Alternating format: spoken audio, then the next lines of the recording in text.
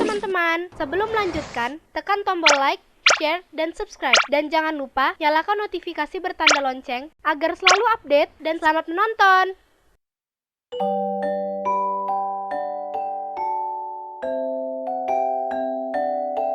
Pada zaman dahulu, di daerah Dompu, Nusa Tenggara Barat, ada seorang anak perempuan rambutnya begitu panjang bernama Tampe Rumasani.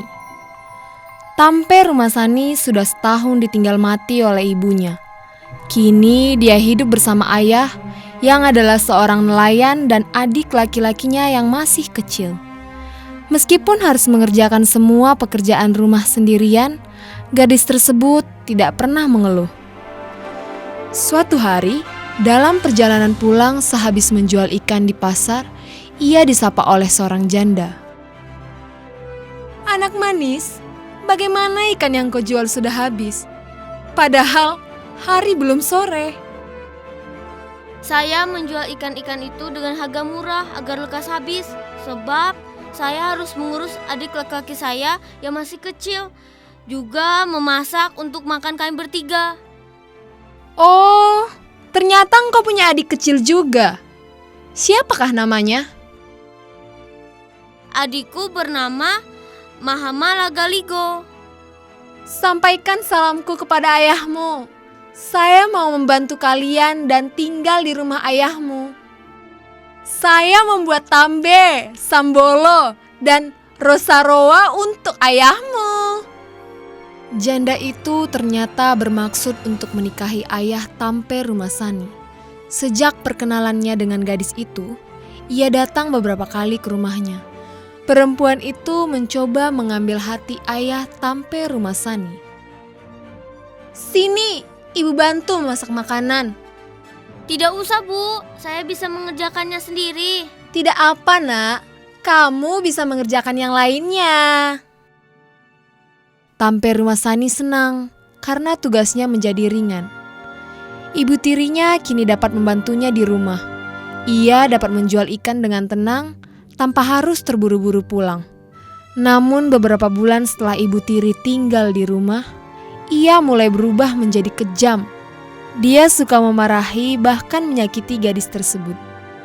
"Tampe Rumasani, kamar ibu kenapa belum dirapikan? Cepat dirapikan!" Iya, Bu. Tunggu sebentar. "Apa? Kamu bilang tunggu? Anak durhaka, berani melawan ibu?" Ampun, Bu. Ampun. Jika sang ayah pulang, ibu tiri menyiapkan makanan yang sangat lezat. Namun jika suaminya pergi melaut, kedua anak itu hanya diberi nasi yang dimasak dari beras hancur. Tampe Rumasani mengadukan perihal ibu tiri kepada ayah mereka. Tapi ibu tirinya berhasil meyakinkan suaminya bahwa kedua anak itu mengada-ngada. Ketika sang ayah pergi lagi melaut, Tampe Rumasani pun dihajarnya habis-habisan oleh ibu tirinya. "Berani-beraninya kalian melapor pada ayahmu. Ingat, sekali lagi kalian mengadu, saya tidak segan-segan membunuh kalian berdua." Iya, Bu. Tahun demi tahun, Tampe Rumasani dan adiknya menjalani kehidupan yang berat. Namun dengan penuh kesabaran, tanpa sadar kedua anak itu sekarang sudah remaja. Kemudian memutuskan untuk merantau dan terbebas dari cengkeraman ibu tiri.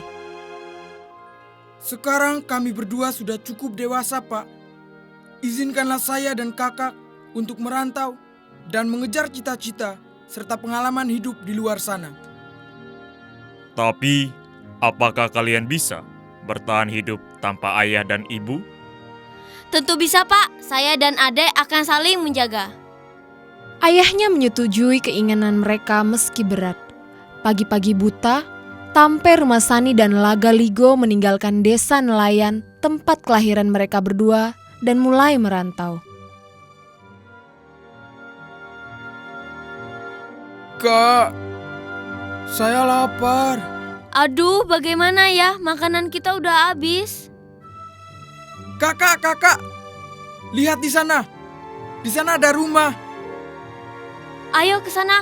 Mungkin kita bisa mendapatkan sedikit makanan di sana. Permisi, ada orang di dalam? Mungkinkah sang pemilik rumah sedang bepergian? Kak, pintunya tidak terkunci. Ayo masuk. Baiklah.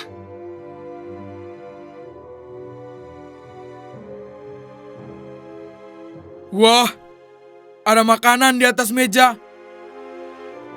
Sebaiknya kita menunggu saja di dalam rumah, menanti sang tuan rumah kembali.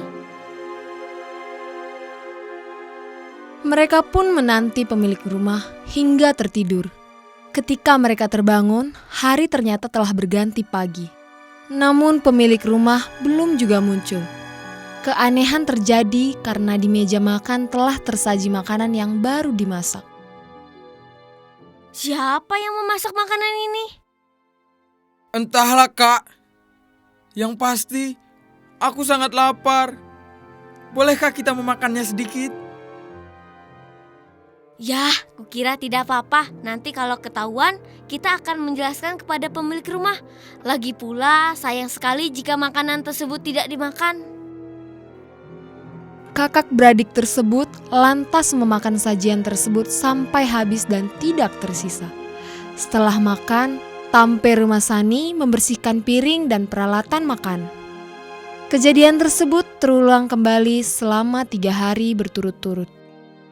Pada hari keempat, sang kakak berkata kepada adiknya, Adikku, bagaimana jika makanan yang biasa tersaji tidak tersaji lagi pada hari-hari berikutnya? Apa yang akan kita makan? Oh iya, bagaimana kalau kita menjual rempah-rempah di sudut rumah itu? Kemarin saya melihat ada cengkeh, pala, serta merica di dalamnya. Baiklah, berangkatlah ke pasar. Kakak akan menunggu di sini. Siapa tahu pemilik rumah datang. Tapi kakak hati-hati ya. Janganlah membuka pintu selama saya pergi. pada saat yang sama, rombongan raja sedang berburu. Raja heran sekaligus penasaran siapakah yang berani membangun rumah di hutan lebat seperti ini. Rombongan raja pun datang untuk mencari tahu jawabannya.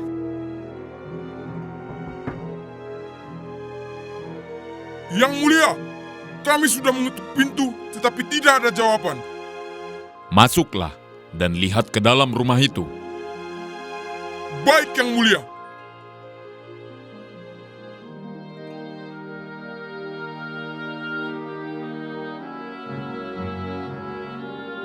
Ada seseorang di sini.